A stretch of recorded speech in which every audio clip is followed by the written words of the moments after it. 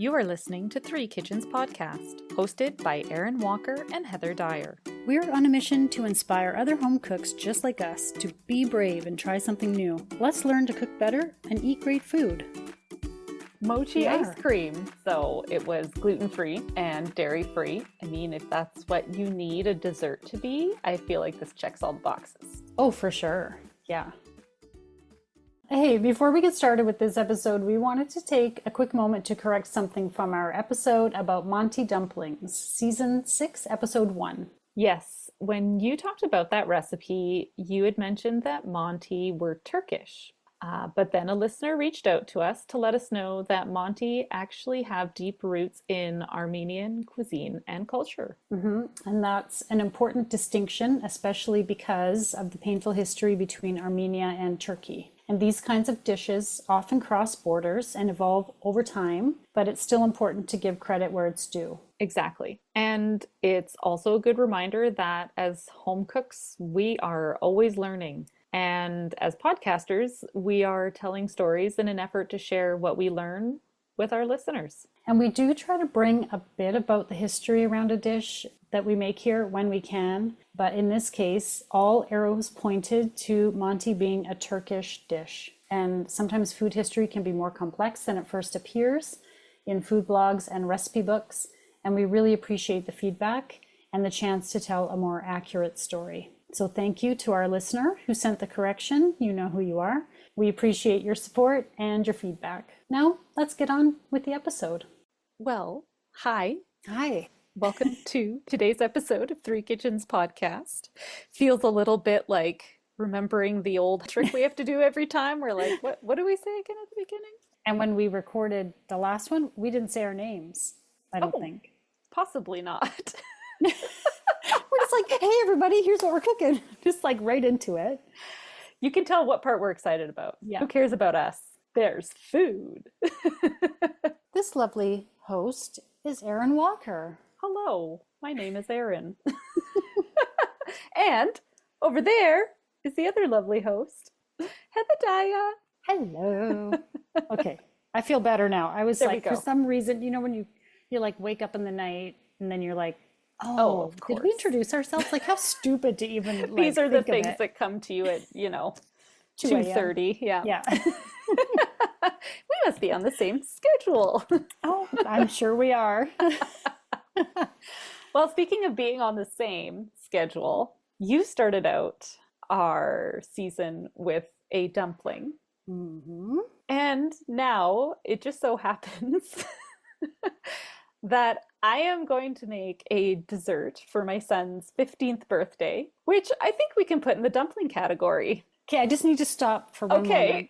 And just because it just sounds like so crazy that he's 15.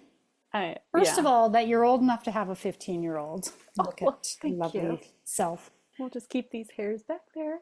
They just Yeah. look like this. You can't see the ones on top. Don't you worry. I'm like, how is I that? know. We met when our other littler kids were at preschool. I know. And on the playground at preschool. And here we are, he's 15. And you're doing a birthday dumpling for a 15-year-old. This is how you know it's a 15-year-old. Oh, yeah. Because they request something different. Well, he's always been, my kids have never loved cakes or cupcakes, which is great because anyone who's listened to us in the past knows that if they wanted like a pretty looking cake, it's not the books. It's not the cards for you boys. And so I love the things that they come up with. We've made like giant cookies before. Mm-hmm. Yeah, he's always requesting different interesting things for his birthday. I think we did like fruit-filled phyllo cups once. Ooh, with yum. like whipped cream and fruit. Oh yeah, my kids are interesting. So he has requested, and at first I thought I was gonna buy this, but then I was like, no, I always make it. Mochi ice cream. Oh, Are you on track what this is? Not exact. I mean, of course I've heard of it. I've seen it in the store, but I don't think I know enough to like confidently say what it is. Okay. So I've gone to my favorite reference for Japanese cooking, which is Just One Cookbook. So good. I trust her. We've cooked many things from her cookbook before, and everything's always like, okay, this isn't so bad. She leads you through step by step, and you come out with something yummy at the end. So I thought if I'm going to make mochi ice cream, which is a popular Japanese dessert, I'm going there. So her description is a rich, creamy ice cream that is wrapped in a sweet rice dough. Oh. So you've got like an ice cream in the center, and then around it is this rice dough. And it's kind of chewy in texture, almost like gummy, but not stick to your teeth gummy. Or at least I hope mine won't be. Don't speak too soon. Yeah, exactly. This could all go down the drain in part 2, but you'll hear about that. Kind of a fun texture. We ended up with free ice cream once because we spent all our money at Superstore, and my son just loved these. And so, are they often like little balls or? Yeah, they look like a little round ball and you make it like you would make a bao. If you want to think about it like that, you put your ice cream in the middle and you wrap your dough around, and then it gets frozen and stays like that in the freezer. And you take it out a couple hours before you want to serve it so that your mochi's not hard, but your ice cream is still frozen. Oh, this is interesting. I guess I hadn't thought about, for some reason I had in my mind that you'd have to like apply heat to this. Kind of like a deep fried ice cream. You know, Mexican deep fried ice cream is kind of what I had, even though I know you buy it like in the freezer. For some reason, I was thinking to make it at home, you had to do something first to get that outer layer. So to make this outer layer, it sounds like I'm mixing together glutinous rice flour and sugar and water to make a really basic dough. And then I'm going to put it into a steamer and cook it in a steamer before I then scoop it out onto a cornstarched surface because it's going to be sticky. And cut out circles for my dumplings. Oh, this is why. Yeah, okay. I'm going to get my ice cream, which she recommends to pre-freeze in like the dollops. So I'm going to have to go find what kind of ice cream I'm going to get so I can be fun and creative with the ice cream. I like that. See, this is okay. It's all making sense to me now because I felt like something had to be done with that outer layer. Yes. Okay. I just was confused. Like, of course, it wouldn't work to put the ice cream in first, like, and then cook it. I know it's almost like it's like a baked Alaska was what I was thinking too. Because isn't that like a meringue with ice cream with in the the ice cream in the middle? Yeah. I've never eaten it. I don't know. Haven't eaten it. Not trying it. Oh no! I'm like, put it on your list to make for another episode. No. Nope. We're stopping here. I'm not making the ice cream. You're not going to kick around that ball? Shush. I do have an ice cream maker that is a ball that you kick around. Just still cracks me up to think of I know. that ball being kicked around. And I think there was a speakeasy cocktail episode at one point where we laughed about this after a couple drinks. We had a good chat about how do you make ice cream. Happily on the chopping block for that one. Yeah, so we'll see how this goes. This is fun. This is kind of fun that we just happen on having a very dumpling cook-off to the season. And I thought, okay, if I'm going to make this, I'm talking about it with you. Good. And that means I get to try it too, presuming the ice cream is edible for me. But don't choose it based on that. I will choose what works. Many ice creams is my plan. I'm going to go and get a few tins of different ice cream. We'll see. I don't know. Because it looks pretty when you cut into the mochi and you separate it in half. You can see that gelatinous layer on the outside and then this colorful ice cream on the inside. And I mean, we got to make it look pretty too, right? Like you see things like mango and... Yeah, we'll try something fun. I like this idea.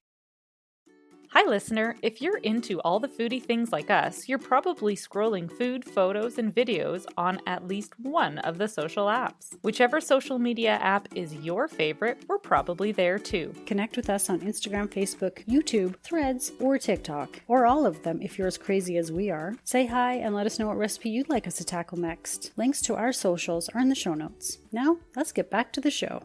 Okay, So We mochi ice are. cream. Mm-hmm. Ta-da! You got some delivered. I made yours with a sorbet. Okay. So it was gluten-free and dairy-free. And I mean, if that's what you need a dessert to be, I feel like this checks all the boxes. Oh, for sure. Yeah. And Yay! more Oh, good. boxes, but Oh, we'll get to good. it. So this was super interesting to make, really simple, but interesting how it all came together. So I had the glutinous rice flour mixed with water and a little bit of sugar, and that was it to make this Mm, dough. But I use the word dough very lightly because when you first mix this together, you just have a liquid. And I was like, oh boy, I already feel like I'm heading down the wrong road, but don't worry, it's not supposed to be thick. So you take this liquid in a bowl, and the first thing I did was made sure I mixed it in a bowl that would fit in my steamer because this has to sit in a steamer for 15 minutes. okay.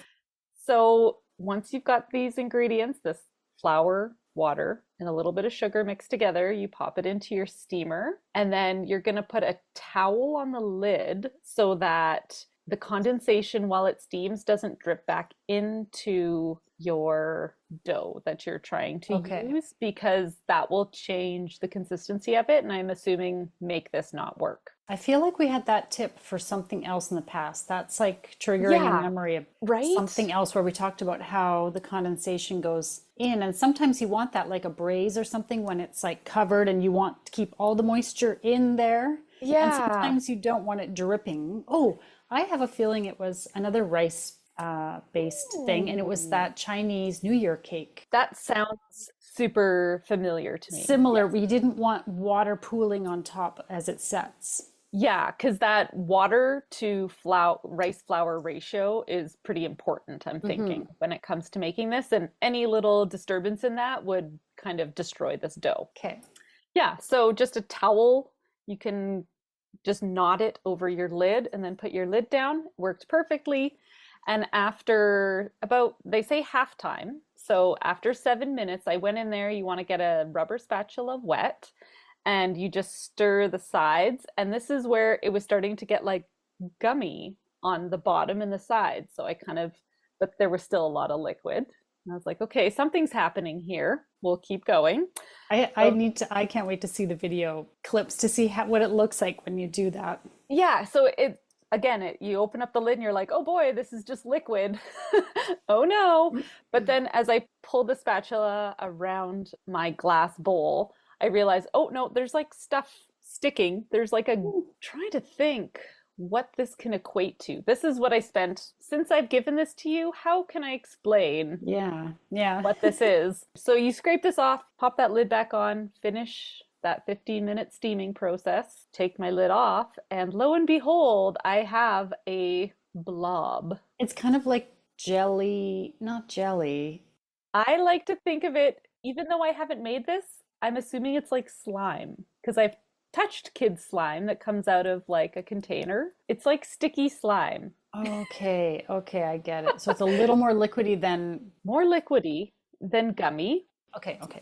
So you what I had to do was take this out of my steamer, set it down, and let it cool for a bit because it will be easier to hold your containers. You want to dump this out. So just take it out onto your counter, and while it's sitting, it recommended I put a piece of parchment paper down on my counter and then cover it with cornstarch. Cornstarch is your magic ingredient that makes you able to handle this. So just using a little strainer and a spoon, I just sprinkled cornstarch all over and then with my rubber spatula, scraped out my blob of slime and then cover it with cornstarch. And you can kind of start popping your fingers into it and pushing it down. And it's got this like really springy, Oh, gummy, slimy, like kid slime, right? Like I feel okay. like that's something maybe a lot of people know. I haven't made it. Lots of kids make it. You press into the slime and it kind of like Yeah. bounces back a bit. Mm-hmm. So much fun. So the amount that I made was actually a double batch from what the original recipe was. And so I rolled it out, and as I'm rolling it out and it's getting thinner and keep that cornstarch on there. Like, cover everything in cornstarch. Okay. The dough, the counter, your rolling pin. Yourself. Of course, yourself. Well, that's not intentional, but you will be covered in it. This is what's going to happen. It's going to fall off your counter and be all over your floor and down on your feet, and it's just everywhere. It's okay. Cornstarch is so much easier to clean up than flour. It's so forgiving. It's not going to wreck your dough and make, you don't have to be careful about adding too much or whatever. Okay, good. Just go to town with the cornstarch. And so after I rolled this out, I had to cut it into 2 pieces in order to get it to fit on top of that parchment and put into my fridge. But you roll this out into a nice thin sheet. You pop it into your fridge for about 15 minutes for it to set. And you get out a circular cookie cutter. And then you can start cutting out your circles with it. But the beginning of this story, because I was so focused on the dough, was a few hours before you start making your dough, you have to scoop out your ice cream into serving sizes, or what you're going to have for sizes, and put it in the freezer so that it sets hard. So that should be the beginning of this story. But I was so excited about the dough because, everyone knows how to scoop ice cream, whatever. Well, I was just going to say, with the magic of editing, nobody needs to know that you didn't tell it that way if you want. There you go. It's okay. I can admit that I'm a little bit rusty coming back to the computer here and talking about it. So the beginning of this was I used an ice cream scoop and scooped out 20 of these guys. I would say this recipe that I made would make about 22 to 24 of these. So I scooped these out onto a piece of parchment paper, popped them into my freezer, and then it took, I did that in the morning, and then I started working on making the dough. They say don't start working on making this dough until your ice cream is frozen, because this dough comes together pretty quick. You've got 15 minutes for it to steam, because mixing together the flour and the water takes about nothing. Rolling it out, give yourself about 15 minutes to do that, because you're working with this new glob. And then 15 minutes in your fridge, and then you're cutting out and wrapping it up, which, like all dumpling formation, is the part that is going to take you the longest to finesse. Yes. So you've cut your circles out, you grab your piece of ice cream, and keep your ice cream in the freezer one at a time. Okay. Do this. And then you're folding over both sides, and I would wet my finger and wet my mochi and then hold it there as it bonded together, and then turning it 90 degrees and folding it again, and then holding it while it bonds. Take some time. And then folding the edges and then holding it. And folding the other edges and then holding it. It just takes time. One recommendation that she has is to have plastic wrap on the bottom, like a large piece of plastic wrap. Put down your circle of mochi, your ice cream, and then use the plastic to fold it up and twist it so that it holds everything together. I don't have plastic wrap in my house. Yeah, you're a plastic wrap free home. We are free of saran wrap in this house. And so that wasn't an option. So instead, I just kind of took the time to hold everything while it bonded together. And then once I had it all set, I popped it into a silicone muffin cup and then just back into my freezer. And then you want it to sit in your freezer. It says for at least 2 to 3 hours. I did it overnight because I didn't want to be playing any games with this. And it got easier as I went. I'll have to look at my timestamps because I don't know how long it took me, but it probably was about an hour to do all 20 of these things. And the first couple, you're kind of figuring out how long you got to hold that, how is the best way to do it. Yeah. And the mochi is it's kind of stretchy, but you don't want to stretch it too much or it will tear. So, there's some finessing to it, but it's kind of fun to play with. You've got these in your freezer. They're ready to go the day you want to serve them. I would recommend just take them out of the freezer. I don't know, put them in your fridge maybe for 10, 15 minutes, and then they're soft enough to go. These were the birthday dessert for my 15-year-old. you could just pick them up and eat them. You didn't even need a fork or something. It was kind of fun to have this like holdable ice cream. That's what's the beauty of this thing, Yeah, right? That's what's kind of the novelty. And my family was like, is this an Asian thing? I think this is an Asian thing because they do such cool, they always have these cool things that you right? can like hold in your hand. It turns out it's ice cream and like you don't know what it is until you bite into it. Like they have this idea that all the coolest, most creative desserts and things come from Asia, which, might be somewhat true. Could be. That might be a fair assumption to make because they have some really fun, like who makes a dough steaming a liquid? Not us. Yeah, how'd that come about? It's fun. It's so, yeah, So it's fun. fun. I'm not exactly sure if I would make these, only because I don't know if all that effort is worth it to me for the rice part of it. I think it looks cool. I like that you can hold it in your hand. I like that it's a little surprise when you either cut it in half or bite into it to see what ice cream is in there. I think that's really cool. But the dough part of it doesn't really taste like anything, really. Like it's not, It tastes like rice. yeah, it's not like It's a, just plain rice with a little bit of sugar in it. So it's kind of just like a slightly sweetened rice flavor. It's fairly yeah, plain. yeah. So, I Yep. mean, it reminded me of, and I said to the kids, remember when we were in Italy and we went to this like the oldest gelato shop in Rome? It was like the original gelato place. Ooh. And one of their specialties, this thing that they were known for, looks like a little, almost like a little cake covered in Okay. chocolate. And it's gelato, obviously. It's a little square gelato covered in chocolate, and you can like hold it in your hand and eat it. So that's why it reminded me of that, because you can hold it in your hand and eat it. And I have to say, I would prefer chocolate on my ice cream or sorbet or whatever than the rice thing. But Right. I do think it's really cool. They look really pretty. The kids loved it.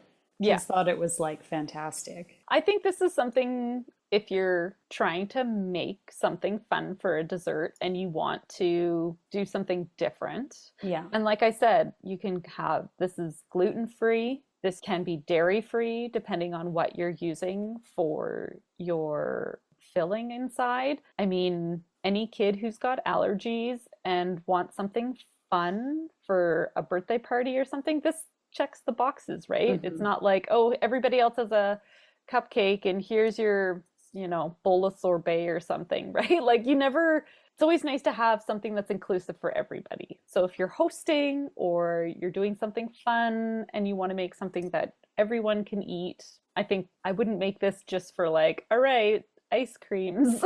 Yeah. This is for a special occasion, for Exactly. sure. Exactly. What kind of ice cream did you have? Oh, so we had a matcha ice cream. Mm, So it was like a very nice green ice cream.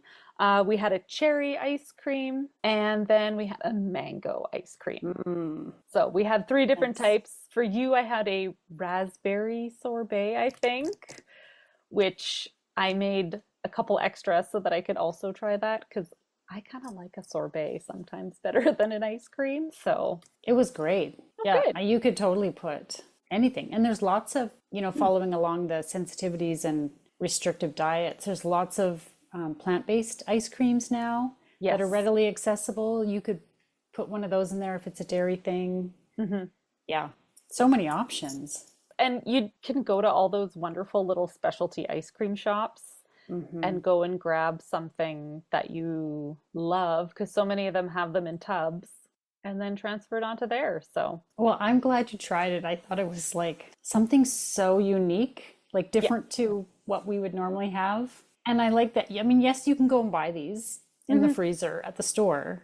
Yeah. Like with most things, I think the homemade is probably just that much better. The homemade is fun. I mean, you get the inconsistency in how it's made Mm. because, the folding is not perfect. You get a bit of a thicker dough on the bottom from all your folding, whereas like I think the ones you get in the factory, I mean, they're perfectly set and there's no Yeah. imperfections to them, but I kind of like that I got to do these at home. I know my family was impressed. They're like, "You made this? How do you make this?" Like it's kind of a fun thing to do because it's not something that, crosses our skill set every day. So, Yeah, especially with ice cream. Like you're talking about handling something frozen Yeah. and don't let it melt or squish or get lopsided while you're handling it. Like I think Yeah. that's pretty impressive. When you freeze ice cream in little servings, it is hard. You can pick that up off your tray and pop it on there. And so it's really good that I had my freezer and fridge working. Oh yeah. No kidding. Well, that was fun. Fun stuff. A different type of dumpling, I think we can call it. I think we can call it a dumpling. Ice cream dumplings. Who knew? And now for the fine print. Links to recipes and other things we talked about in this episode can be found in the show notes or on our website, www.threekitchenspodcast.com. Come say hello on Instagram, Facebook, Threads, YouTube, and TikTok. We'd love to connect. And if you enjoy the show, pass it on. Word of mouth is the #1 way people learn about new podcasts. Thank you so much for listening. Maybe he's somehow interrupting our hive brain. I don't know. We don't need more brains in here.